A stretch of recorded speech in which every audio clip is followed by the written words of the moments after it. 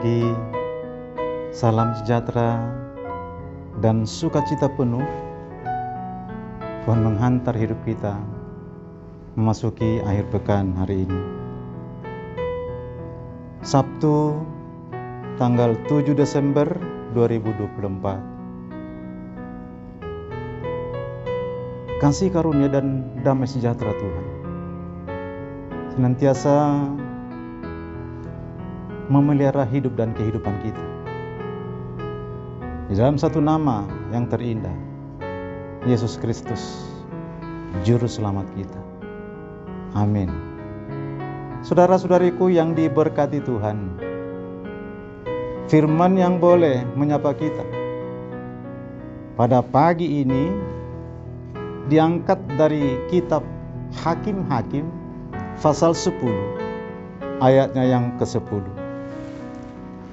Demikian kebenaran firman Tuhan. Lalu berserulah orang Israel kepada Tuhan, katanya, kami telah berbuat dosa terhadap Engkau, sebab kami telah meninggalkan Allah kami, lalu beribadah kepada para Baal. Demikian kebenaran firman Tuhan.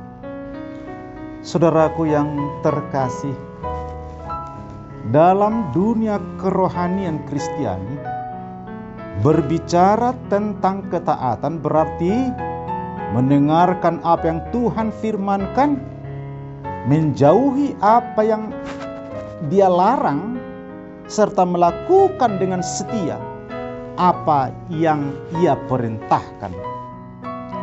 Jadi, ketaatan berbicara tentang sebuah relasi, yakni hubungan seseorang dengan Tuhan. Dan doa adalah kunci utama untuk memulai sebuah hubungan pribadi dengan Tuhan itu sendiri. Namun, kita seringkali lupa bahwa kita terlalu sering mengedepankan apa yang ada dalam benak kita. Keputusan-keputusan yang kita ambil untuk melaksanakan gagasan acap bertentangan dengan ketetapan dan norma yang berlaku. Anehnya, tanpa rasa bersalah, kita bangga melakukannya, walau sebelumnya sudah ada banyak teguran. Sama juga di tengah komunitas kita, praktik hidup tidak patuh dianggap hanya sebagai kesalahan formatif, sehingga pelanggaran dan ketidaktaatan justru menjadi sebuah kewajaran yang tidak perlu dipermasalahkan.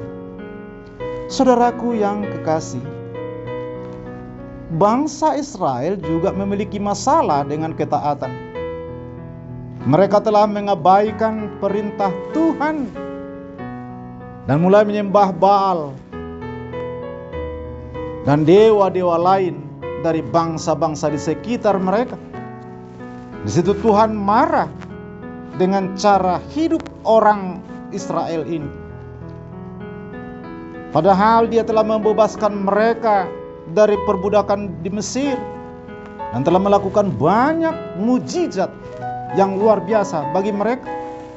Tetapi sungguh mereka masih memilih untuk menyembah dewa-dewa palsu daripada menyembah Tuhan Allah sendiri. Karena itu Allah menghukum melalui kekalahan mereka yang justru telak dihancurkan oleh orang Filistin dan orang Amon.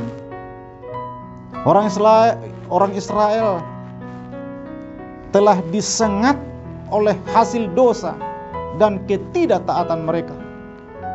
Setelah banyak penindasan dan pertikaian yang mereka alami, bangsa Israel akhirnya berseru kepada Tuhan. Kalau memang awalnya Dia menyuruh mereka pergi dan berseru memohon pembebasan kepada dewa-dewa yang telah mereka pilih sebagai penggantinya. Dalam kesusahan, mereka berseru kepada Tuhan untuk pertobatan total dan menyingkirkan dewa-dewa Baal. Tuhan di sana akan membebaskan mereka. Hal ini mengajarkan dua pelajaran penting bagi kita, saudara. Pertama, karena Tuhan itu adil dan akan menghukum dosa, ketidaktaatan mendatangkan rasa sakit dan penderitaan, kita mungkin bisa lolos dari dosa untuk sementara waktu. Tetapi dosa itu akan menimpa kita akhirnya, ketika kita memang masih terus berkutat di persoalan-persoalan lahiriah dan selera duniawi ini. Kedua, jika kita berseru kepada Tuhan dalam pertobatan, lihat dan saksikan bahwa Dia akan mengampuni kita. Meskipun anak-anak Israel memang sangat mendukakan Tuhan dengan apa yang telah mereka lakukan, tetapi mereka benar-benar bertobat, Dia akan membebaskan mereka dari para penindas mereka. Marilah kita bertekad untuk hidup dalam ketaatan, kepada Tuhan, daripada menempuh jalan pikiran kita sendiri. Karena kita merasa punya kebebasan atas rancangan dan perbuatan kita di setiap realita kehidupan ini, dan akhirnya menderita akibat ketidaktaatan. Ingatlah, saudaraku, Tuhan tidak mau dihianati ataupun disakiti oleh siapapun, sebab Dialah yang telah membangun hidup kita dari awal hingga akhir. Ketika kita masih berada di torehan waktu kita, maka tetaplah berserah diri dalam kepatuhan dan kesetiaan kepadanya. Amin.